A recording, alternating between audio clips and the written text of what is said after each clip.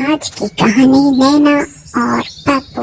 जंगल में एक खूबसूरत वादी के वसत में एक छोटा सा गांव था जहां मुख्तलिफ किस्म के जानवर मिलजुल कर रहते थे।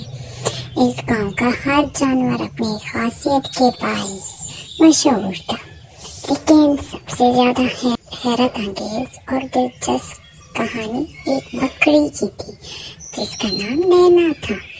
नैना एक बहुत ही चालाक और ज़हीन बकरी थी। वो हमेशा कुछ नया करने और मुश्किलात का हल ढूंढने की कोशिश करती थी।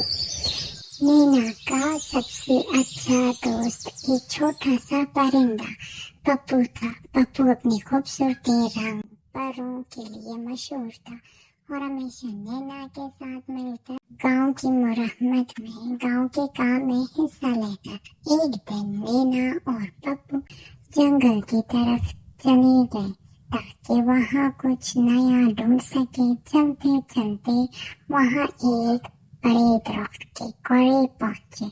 दरख्त के नीचे एक अजीब और गरीब नक्शा पड़ा हुआ था। नैना ने नक्शा उठाया और गौर से देखा।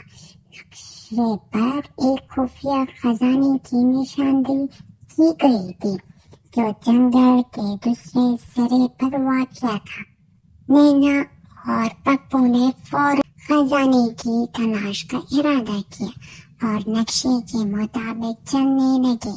रास्ते में इन्हें मुख्तलिफ मुश्किलात का सामना करना पड़ा, जैसे कि एक तंग खाई, गहरी नहर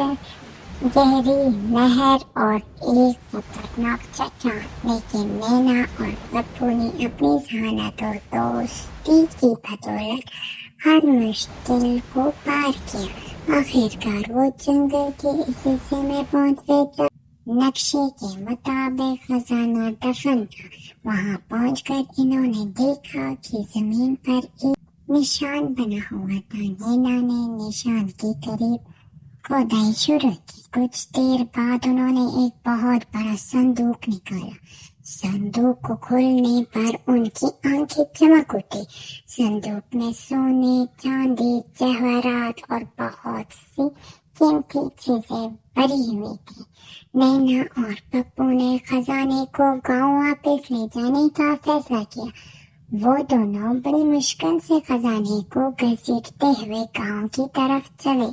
रास्ते में उनके जहन में आया कि इस खजाने का क्या करें। नैना ने कहा, हमें ये खजाना सिर्फ अपने लिए नहीं रखना चाहिए, हमें इसे गांव के सब जानवरों के साथ बांटना चाहिए ताकि सबकी जिंदगी बेहतर हो सके।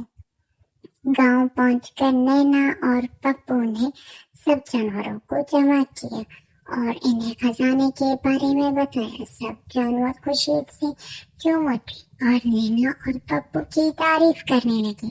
इन्होंने फैसला किया कि खजाने को गांव की तरक्की के लिए इस्तेमाल किया जाए। नैना और पप्पू की वजह से गांव के हालात बदल गए। इन्होंने खजाने की मदद से एक खूबसूरत स्कूल बनाया जहाँ सब जानवरों के बच्चे तालीम हासिल कर सकते थे।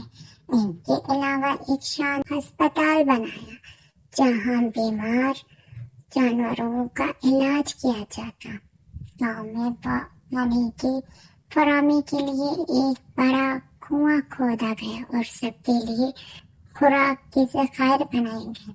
नैना और पप्पू की मेहनत और जहानत ने गांव को खुशहाली की राह पर डाल दिया। सब जानवर नैना और पप्पू का एहतराम करने लगे और इनकी दोस्ती की मिसाल देने लगे। वक्त गुजरता गया और गांव मजीद तरक्की करता गया। एक दिन गिरने लगे, नदियों का पानी बहने लगा और हर तरफ तबाही मच गई।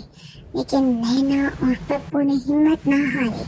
इन्होंने फौरन जानवरों को महफूज मकामात पर मुंतकिल किया और मिलकर तूफान का मुकाबला किया। तूफान के बाद जब हालात बेहतर हो तो नैना और पप्पू ने गांव की मरम्मत का काम शुरू किया। सब जानवरों ने मिलकर अपने गांव को दोबारा तामीर की اور زندگی کو معمول پر لایا۔ نینا اور پپو کی کہانیاں ثابت کرتی ہیں کہ ذہانت، محنت اور دوستی کے ساتھ ہم کسی بھی مشکل کا سامنا کر سکتے ہیں۔ ان کی کہانی گاؤں کے بچوں کو سنائی جاتی اور انہیں حوصلہ اور عزم دلایا جاتا کہ وہ بھی نینا اور پپو کی طرح بہادر بنے۔ نینا اور پپو کی دوستی اور ان کی محنت کی کہانی ہمیشہ کے لیے گاؤں والوں کے دلوں میں زندہ رہی۔ اور ان کی محنت کی کہانی ہمیشہ کے لیے گاؤں والوں کے دلوں میں زندہ رہی۔